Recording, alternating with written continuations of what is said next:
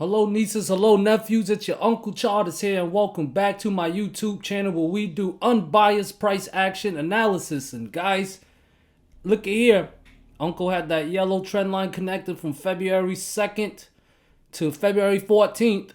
And I've been watching if we will get the third test of this trend line. Now, technically speaking, we did get a third test, but it didn't test how I thought it would. See, I thought it would test as a resistant. But instead, the market decided to test it as a support when we gapped up again. All right. So after the clearing of the 50 daily moving average yesterday, SPY showed some follow through. But I got some new levels. I got some new Fibonacci levels to look at. Okay. SPY took a pause right at my 61.8 fib level. Okay. Now I got Fibonacci levels from February 2nd to March 13th. Low. Okay, so I'm tracking this down trend line that we had from early February. So yes, it paused right at the 61.8 fib level. Now, are we bullish? Are we bearish? Right now, the price action is still looking short-term bullish for two reasons. One reason is we're still in this rising wedge. I redid this. Okay, the last time I did this in a previous channel, I did it on a smaller time frame and it looked like a rising channel. But when I did it on the daily chart, it came out more looking like this. Okay, so rising wedge. So as long as we're within this structure, I would just, I'm thinking short term we're bullish. Okay, and when will I get bearish or medium term bearish? When we break down this structure, break down this rising wedge. Okay, but as you guys know, I play it level to level. I don't try to see too much into the future. As a matter of fact, I don't try to see into the future at all. It's just pointless and it stresses me out. That's just me personally. But what I do try to do is identify the levels, and based on what the price action does, that's how I react. Okay, so 404 needs to clear for more upside. If we go to a smaller time frame, this is 15-minute chart here. Okay, 15-minute chart. Let me move my levels on the smaller time frame. So this is the price action since last Friday. Okay, for the past week. So on Friday we had an up move, followed by Monday and Tuesday some consolidation, gap up. Now today we're consolidating. Okay, could it possibly be more upside? Of course, but we'll have to break that 400 resistant level. All right, you guys can see we struggled to break that today. Market paused a little bit, but since last Friday we've been on an uptrend, and the breakdown with this support line right here, the breakdown of this uptrend since last Friday, for Friday, for tomorrow at market open, would be around 399-ish. Okay, so just keep that in mind. Market has been on an uptrend. So you notice the gap ups. Okay, the gap up. So if you are a bear, obviously, like I always say, you don't want to call a top, but you want to watch out for a false breakout setup. Okay, that is when we clear a resistant level, and then the resistant level fails to hold as support when we back test it. All right, another one that you want to watch out for, since we've been gapping up, watch out for a gap down. All right, that's an island reversal. Usually when we gap up and then we gap down, we get a island reversal. Okay, so you notice how this right here, we gapped up. So if we gap down tomorrow, all this would be considered an island. But we need to see follow through. When we get the gap down, SPY will need to break down some more support levels. So that's why I want to make this video for you guys, so you guys know the levels, the setup, so you can trade them unbiasedly. All right, so bull case scenario is simple. Clear 404, 61.8 fib level. The top of this rising wedge for tomorrow is 406. All right, if you're gonna look to short, try it at 406 if we test it. Okay, RSI is now overbought, so it's not a bad setup if we test the top of this rising wedge at 406. All right, but if we clear 406, guys, cut your loss. We have a gap at 408. All right, we have a gap here at 408. I'll make it green. Green line right there is the gap at 408. It's not perfect, but it's at 408. So we clear 404. 406 is in play. Top of the rising wedge. If that clears, 408 is in play. Gap fill. If 408 clears, 78.6 fib levels at 410.25. So 410 to 410.5 zone. That also happens to be the December high. Okay? So watch out for that. Now, if you're a bear, like I said, watch it for a false breakout or a gap down, okay? As far as support that needs to break down, you guys see we got the third test of this yellow trend line.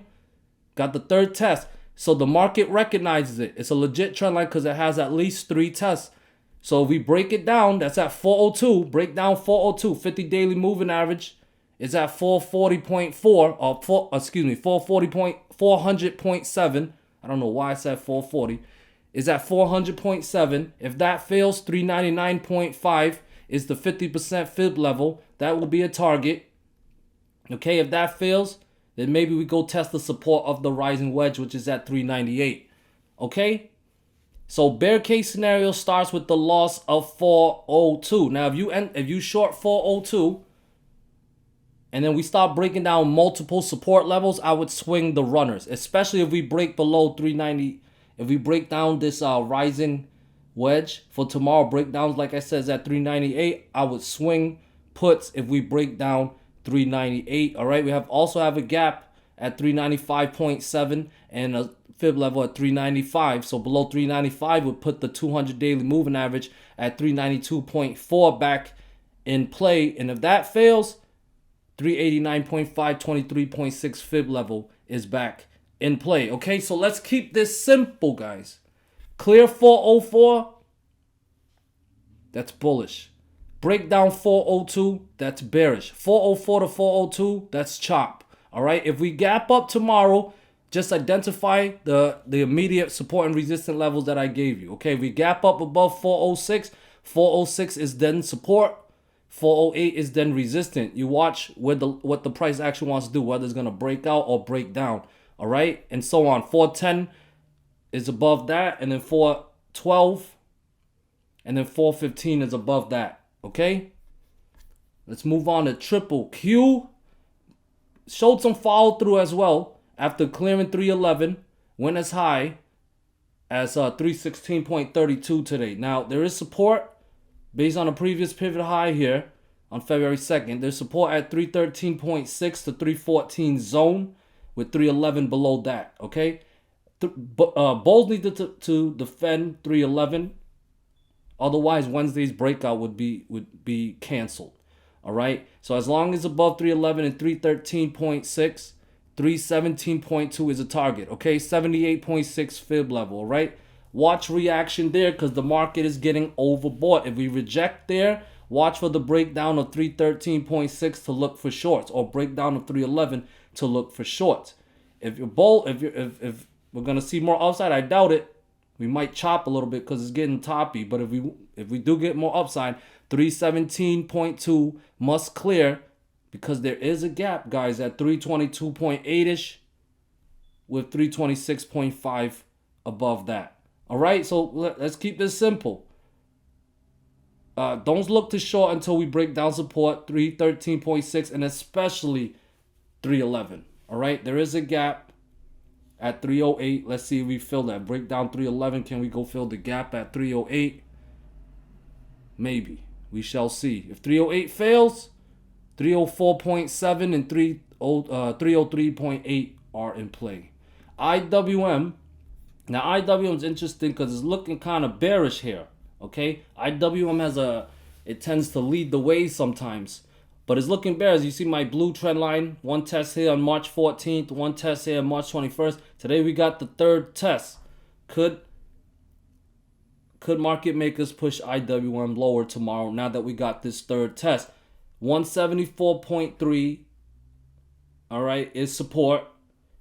It defended as support today. If that fails tomorrow, look to short. Look to short. Let's see if we fill that gap at 171.8, 170.3, and 167.5 will be in play. Okay, I can't get bullish on IWM unless it clears 176.5. Above 176.5, look to long with 179.6, 182, and 185 in play, okay?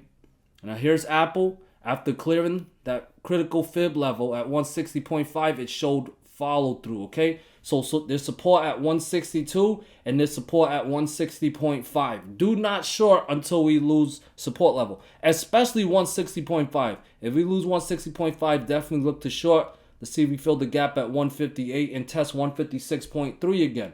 This level was strong resistant in the past and it served as a strong support recently. So if we lose 156.3, that is bearish, look to short. But overall, stay bullish above 160.5 and 162. 165.4 is a target. Tesla, now we got the breakout, right? We got the breakout of the bull flag. But man, what a pathetic breakout. Not much follow through, not much upside, just chop. Okay? But notice, the March 27th high and today's high is around 197.3. Okay? So that's going to be a resistant level to watch tomorrow. If it clears 197.3, look to long. Look to long with 200.6 and gap fill at 203 in play with 211 above. All right? Now, to get bearish, we need to see a breakdown of 193. If 193 fails, 190.3 is in play. Below 190.3, I would swing puts targeting 185.6, gap fill at 183-ish. And then maybe we drop to 180, 178, and 175.6. But as I always say, one level at a time. DXY broke down support. The support at 102.4. Can't get bullish unless it recaptures that level. There's a pivot low at 102. If that breaks down, we could see 101.5 and 100.8 back in play, okay? VIX got a outside daily candle here. All right, outside daily candle. It did fill the gap. There was a gap at 20. It filled that gap. Let's see if we see more downside. Supports at 18 and 17 with 15.7 below. All right, this 20 resistant level at 20, previous pivot low, previous gap that got filled today as well as today's high. 20 is resisted. It needs to clear 20 and to put 21.2 and 23.5 back in play. As long as below 20, I'm bearish on the VIX, okay? Now, let's end this with the option flow. Option flow is pretty bearish for SPY, 84%, okay? Seeing a lot of big money betting to the downside, especially once again coming in for that April 21st date. A lot of 365 strike price, 363 strike price. This is 390, 383 strike price. 383 strike price for the big size. Okay, so a lot of puts coming in for April 21st. Could they be hedges? The one bullish contract that I see is this one over 5,000 size, 425 strike price for May 5th. But overall, flows are bearish. QQQ 83% into puts. All right, you guys can see that. We've got these big block orders. The one is a call and one's a put. All right, the calls for April 21st though. All right, they're block orders, so I don't pay too much attention. But calls for 320, 2.2 million in premium. This one is a put for September 15th, 113.8 million in premium, over 65,000 in size. Strike price is 312. All right, so that's something to keep an eye on. Now this one right here, this is a call, block order still, but it's 5,000 size, 330 strike price for April 21st. But overall, 83% in the puts. IWM. 100% in the puts. Nobody's buying calls for IWM for some reason. Now the one that sticks out here is April 21st. Once again, over 8,000 size, 165 strike price. Could they be hedges? I don't know. But the April 21st, there's lots of puts coming in for them. Apple, 72% in the calls. Block orders, block orders. The one with the big size is a block order. 175 strike price for January 19, 2024. That's interesting. Tesla, 64%. Not as bearish as the indices, but 64%. Nothing that really sticks out, though. And the VIX, 100% into puts. All right, guys. Thank you guys so much for watching. If you want more content from Uncle Charles, please consider joining my Discord. I would love to serve you guys at a higher level. Other than that, have a good evening. Peace.